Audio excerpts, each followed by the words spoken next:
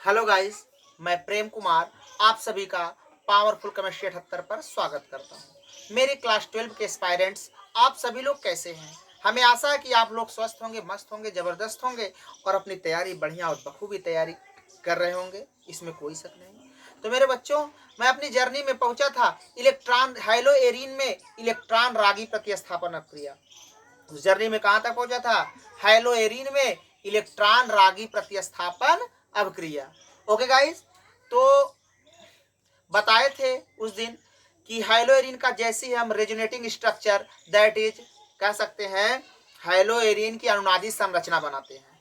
जब हम हाइलोएरिन की अनुनादी संरचना बनाते हैं तो उसमें देखते हैं कि पॉजिटिव चार्ज आर्थो और पैरा पोजीशन पे आता है, sorry guys, negative charge ortho और पैरा पोजीशन पे आता है, जिससे सिद्ध हो जाता है कि हाइलोएरिन में इलेक्ट्रॉन रागी प्रतिस्थापन अभिक्रिया आर्थो और पैरा पोजीशन पर होगी।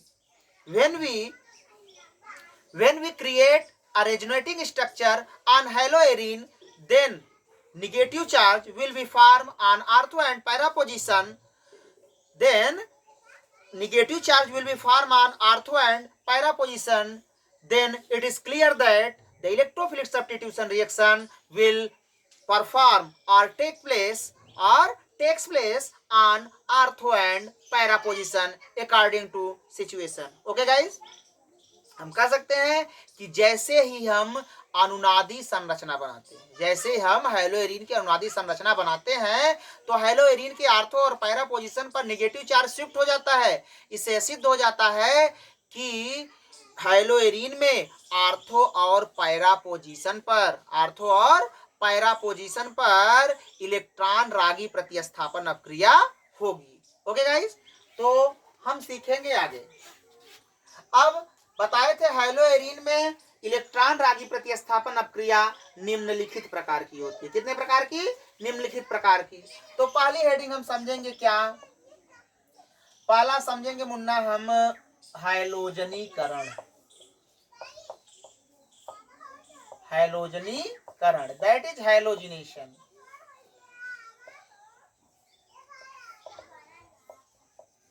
हाइलोजिनेशन।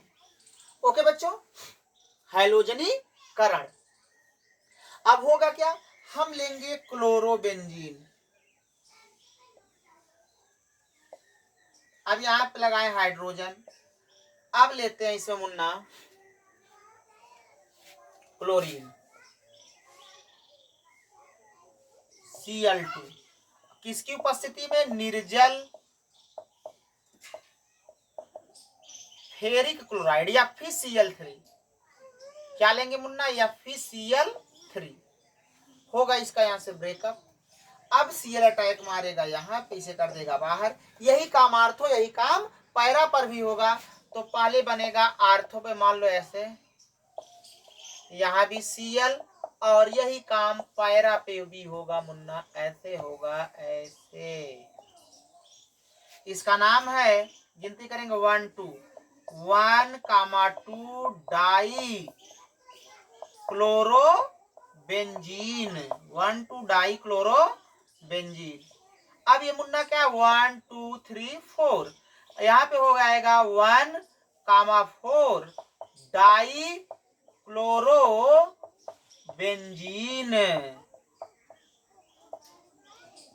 1 2 die chlorobenzene.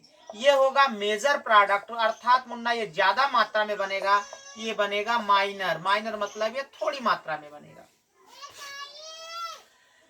जब क्लोरोबेंजीन को निर्जल फेरिक क्लोराइड की उपस्थिति में, जब क्लोरोबेंजीन को निर्जल फेरिक क्लोराइड की उपस्थिति में क्लोरीन के साथ अभिक्रिया कराते हैं तो 1 2 डाई क्लोरोबेंजीन तथा 1 4 डाई क्लोरोबेंजीन प्राप्त होता है, जिसमें 1 4 डाई क्लोरोबेंजीन मेजर प्रोडक्ट होगा, अर्थात ये ज्यादा मात्रा में बनेगा। इससे यह सिद्ध बनते हैं। कारण इसका क्या है कि क्लोरीन एक बड़ा ग्रुप है। जब बड़ा ग्रुप पास होते हैं तो रिपल्सन होता है, उनके बीच में प्रतिकर्षण होता है, जिसके कारण ये आर्थो पे नहीं, ज्यादा मात्रा में, ज्यादातर कहाँ शिफ्ट होना चाहते हैं? पैरा पोजीशन पर। इसीलिए हाइलोएरिन में पैरा पोजीशन पर क्लोरीन ज्यादातर शिफ्ट होने का प्रयास करते हैं, इसीलिए ज्यादा मात्रा में बनता है। Okay guys, you can note it.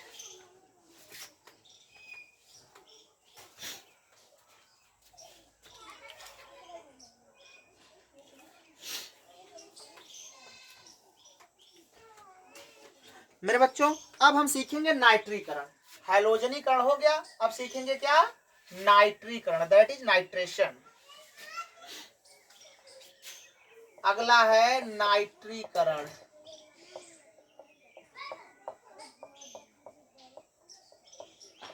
Nitration.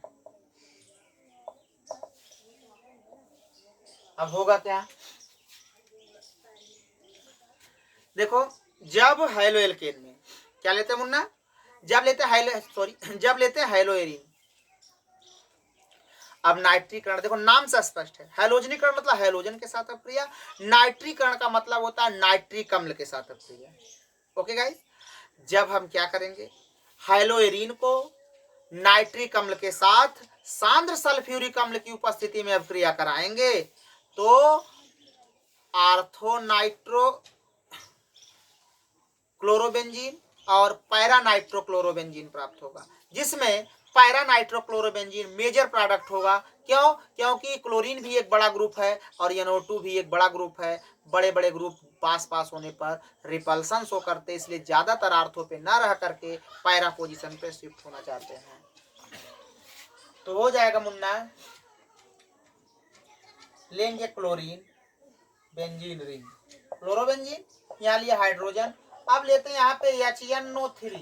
हम समझने के लिए या कर दे रहे हैं अथवा इसका स्ट्रक्चर बना दे रहे हैं ऐसे, HO और NO2। देखो HNO3 है ना। अब हम इसमें डालते उत्प्रेरक मुन्ना, सांद्र। सांद्र मतलब गाढ़ा एकदम। सांद्र क्या लेते हैं? H2SO4 सल्फ्यूरिक अम्ल। सल्फ्यूरिक अम्ल क्या कराएगा? यहाँ से कराएगा ब्रेकअप। अब OH पे माइनस, NO2 पे प्लस। हम बताए थे कि आर्थो और पैरा पे माइनस चार्ज होता शिफ्ट होता है। कब? जब इसका हम अनुनादी संरचना बनाते हैं। अब यहाँ जब माइनस होगा तो NO2 पे प्लस होगा। प्लस हमेशा किसे खोजेगा? माइनस। अटैक मारेगा, इसे कर देगा बाहर, और H इसके साथ H2O के साथ मिल करके पानी पानी हो जाएगा। क्या हो जाएगा? पानी पानी। देख देख हाइलोएरिन, ये क्या है? OH। OH को देखा ऐसा कि पानी पानी हो गया। होगा क्या मुन्ना? Cl। यहाँ पे आर्थो पे भी NO2 मुन्ना, और यही काम पैरा पर भी, पैरा पे भी शिफ्ट होगा। इसे बोलेंगे आर्थो नाइट्रो क्लोरो बेंजीन, और इसे बोलेंगे पैरा नाइट्रो क्लोरो बेंजीन।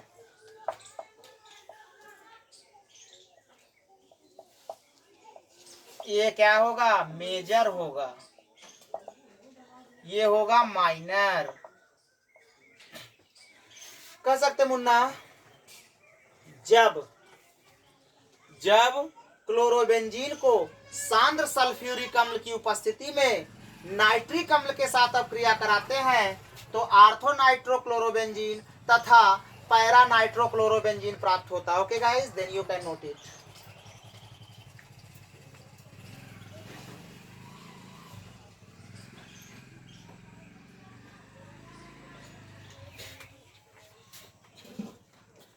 अब देखेंगे मुन्ना, अगला है सल्फोनीकरण।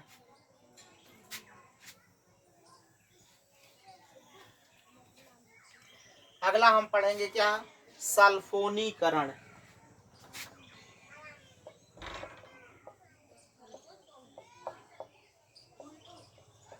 सल्फोनीकरण, दैट इज सल्फोनेशन।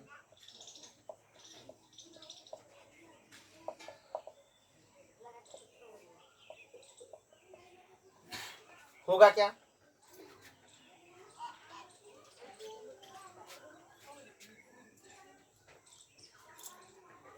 जब, देखो मुन्ना, नाम से स्पष्ट हो रहा है, सल्फोनीकरण, अर्थात सल्फोनीकरण का मतलब है कि अब क्रिया होगी किसके साथ, सल्फ्यूरिक अम्ल के साथ। सल्फोनीकरण मतलब सल्फ्यूरिक अम्ल के साथ अब क्रिया होगी। ओके गाइस, तो ध्यान से सुनेंगे।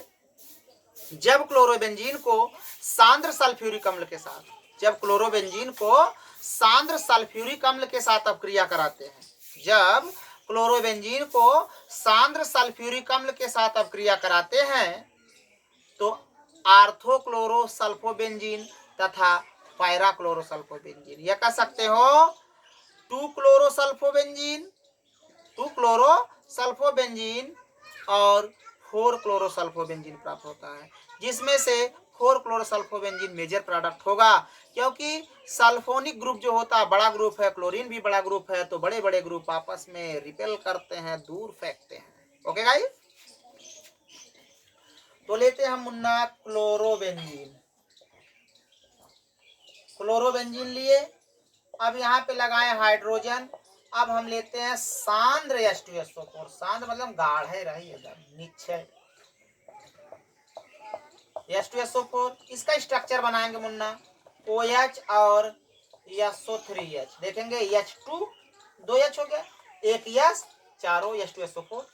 इसके साथ अब क्रिया कराएंगे मुन्ना, होगा यहाँ से ब्रेकअप। अब इसका जैसे ही होगा ब्रेकअप तो अकेला बैठेगा नहीं, OH minus SO3H plus, plus हमेशा क्या खोजेगा, माइनस, माइनस मिलेगा कहाँ, आर्थो पोजीशन पर। जब आर्थो पोजीशन पे मिलेगा ये डायरेक्टली अटैक मारेगी, ये करेगा यहाँ से अटैक, ये हो जाएगा ब्रेकअप।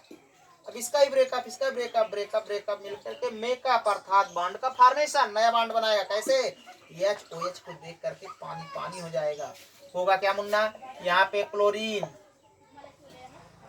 और यहाँ पे SO3H प्लस, यहाँ chlorine benzene ring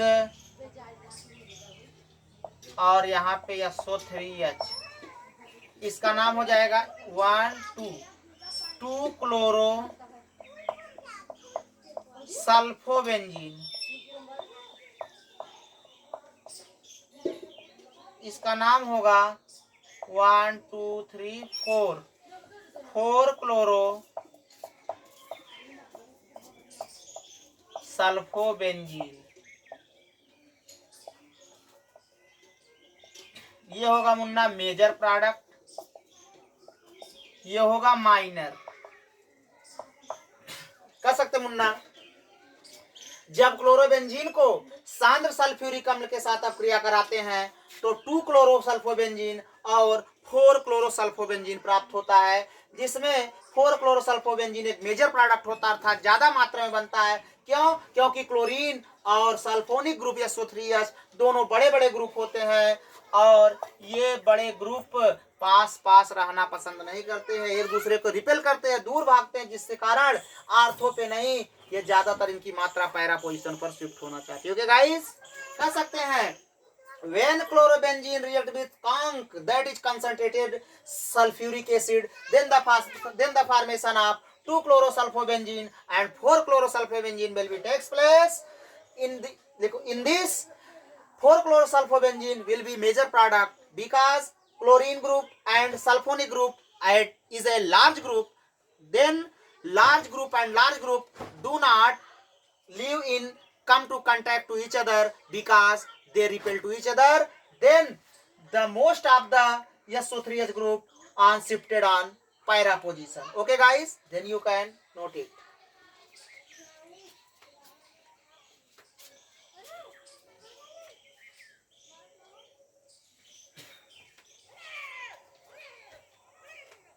okay guys, आज बस इतना ही। तो इसी तरह से बने रहिए पावरफुल केमिस्ट्री 78 पर, और अपने दोस्तों को शेयर करना, लाइक करना, सब्सक्राइब करना और कमेंट करना बिल्कुल ना भूलें। So thanks, all the best of luck.